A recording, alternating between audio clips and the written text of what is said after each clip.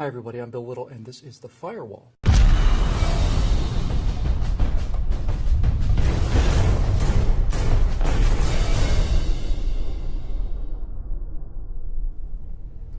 Russia is on the move, and we need to know just exactly who we're dealing with here, because Americans cannot understand the Russian people without, you know what?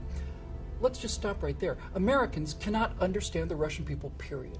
They are in every way a mirror image of our society, and we fundamentally free and decent people simply cannot get our minds around the institutionalized murder, terror, and tyranny that infects that state to this day. So, just to scratch the surface, mind you, let's briefly look at the history of some of the leaders of the Russian secret police.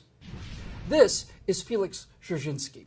He's the father of what became known as the Cheka, the Soviet secret police. Tens of thousands of political opponents were shot under his direction.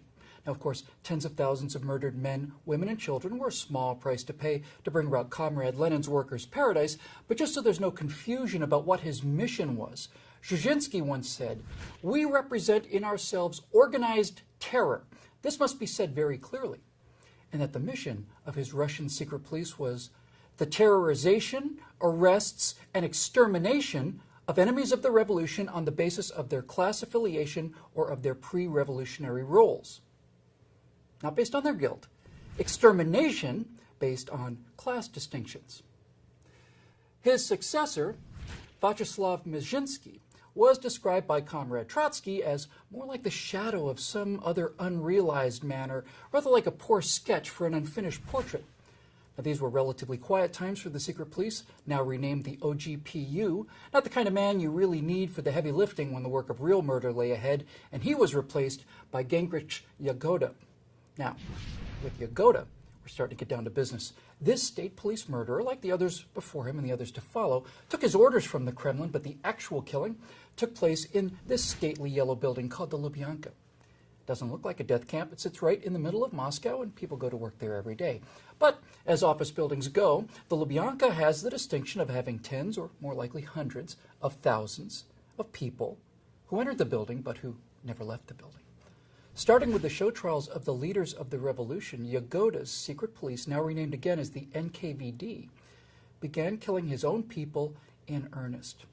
However, when he privately wrote Comrade Stalin that these executions were starting to look bad in the foreign press, well, this was taken as having not sufficient zeal for the Soviet holy cause, and at his trial, he shouted to a closed curtain in the back of the room, begging the great leader in his defense to consider all of the ordinary Russian people he'd worked to death in his name. "I appeal to you. For you I built 2 great canals."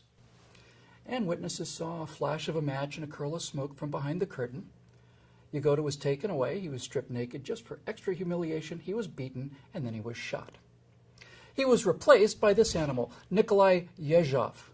5 feet tall, he was named the Blackberry, or sometimes just the Bloody Dwarf. During the Great Purge, peaking around 1937, 680,000 people were shot by the NKVD. 680,000 people. That's every single person in Baltimore, Maryland. Why were you shot? Well, maybe you had relatives overseas and were engaged in anti-Soviet spying. Maybe you raised your hand to make a suggestion to improve crop yield at a collective farm meeting and were guilty of lack of faith in the Soviet leadership. Maybe someone wanted your little dacha, your little cottage, or maybe somebody wanted your job, or your overcoat, or your wife. And all they had to do was write a letter, and you were either sent to the frozen gulags and worked to death, or more likely, you were taken to the Lubyanka and simply shot in the head.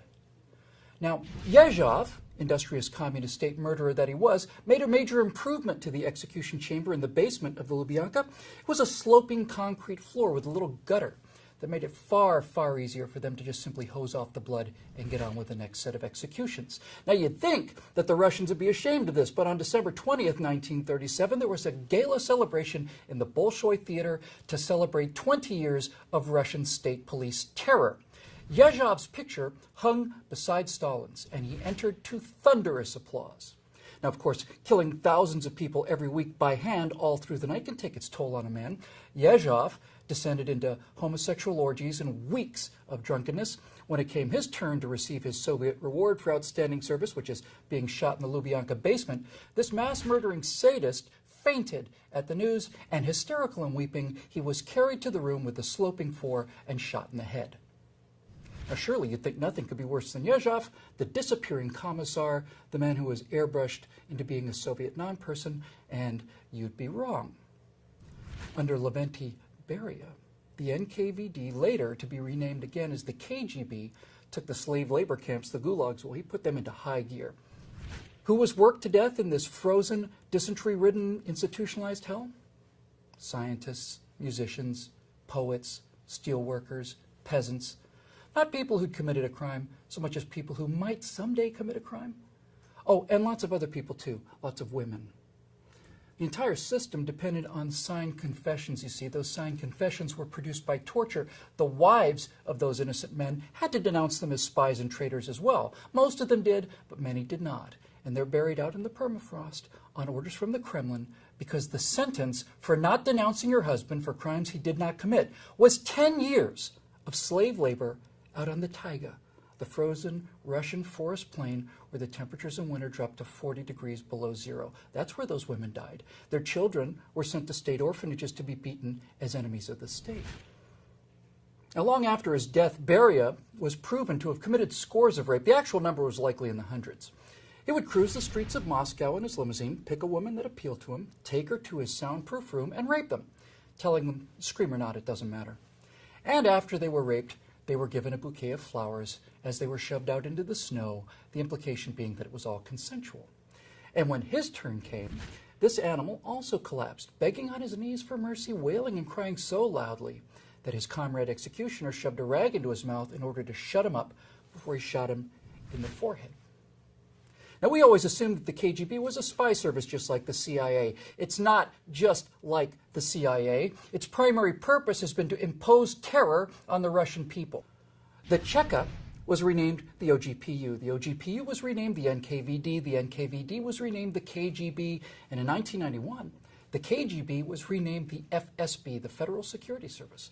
And the FSB director descended in an unbroken chain from Dzerzhinsky through Yagoda, through Yezhov, and Beria, was named Vladimir Putin. And his office was in the same Lubyanka building that had seen so much horror and blood on that sloping concrete floor. Now, as I said, we Americans cannot conceive of such people, let alone the terror of living under them. But these men got to where they are through a willingness to commit cold-blooded murder in the service of the Russian state. Like all bullies, they view weakness with contempt, and like all bullies, they turn into whimpering, sobbing cowards the instant that the violence they deliver with such lack of conscience is delivered unto them. So, that is whom Barack Obama is up against, and that is a lesson that he and the Europeans and the American people are going to have to learn very quickly. Please subscribe to our YouTube channel and be sure to visit us at TruthRevoltOriginals.org.